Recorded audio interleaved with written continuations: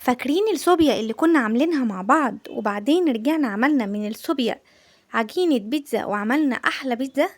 النهاردة برضو هنعمل من الصوبيا حاجة كده للنقنقة في منتهى الجمال والروعة وتشبع قوي قوي قوي. تنفع كمان للفطار وتنفع للولاد في المدرسة، هتشبعهم قوي. هسيب لكم روابط عجينة البيتزا اللي احنا عملناها من الصوبيا وكمان طريقة الصوبيا في صندوق الوصف.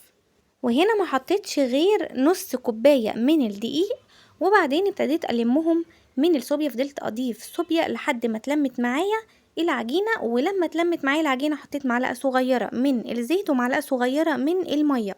هي يعتبر نفس طريقة عجينة البيتزا اللي احنا عملناها من الصوبيا، بس مع اختلاف طبعا المقادير. هنا مقادير بسيطة جدا. بعدين بنفرد العجينة بالطريقة اللي انتوا شايفينها دي، وبنبتدي ان احنا نلفها رول بالشكل ده، واحنا بنلفها بنضغط بايدينا بالشكل ده زي ما موضح ليكم بالظبط. وايه فايدة ان احنا نضغط كده؟ علشان ما يكونش فيها فراغات من جوه وتبقى بالشكل الروعة اللي انتوا شفتوه.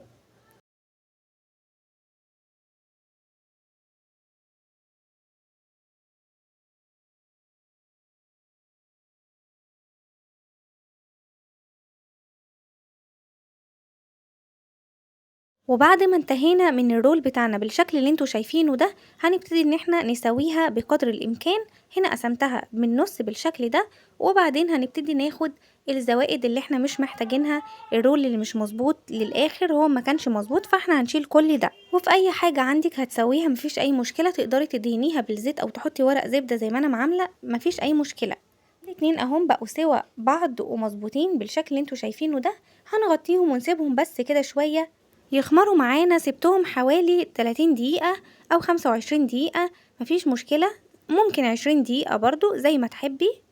ودخلتها على الفرن في الرف اللي في النص 180 درجة، وسبتها لحد ما استوت. ما فتحتش عليها الشواية أبدا، هي استوت معايا من فوق لتحت وكمان من جوه.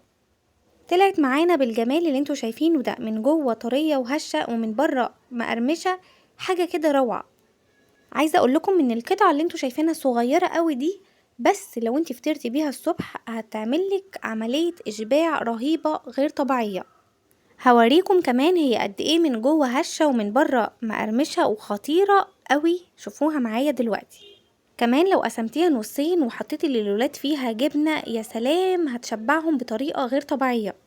طبعا هي شكلها بيتكلم عن نفسه ان هي قد ايه من جوه هشه وطريه، ومن بره باين جدا الكفر ان هو فيه نسبة من القرمشة خطير قوي قوي.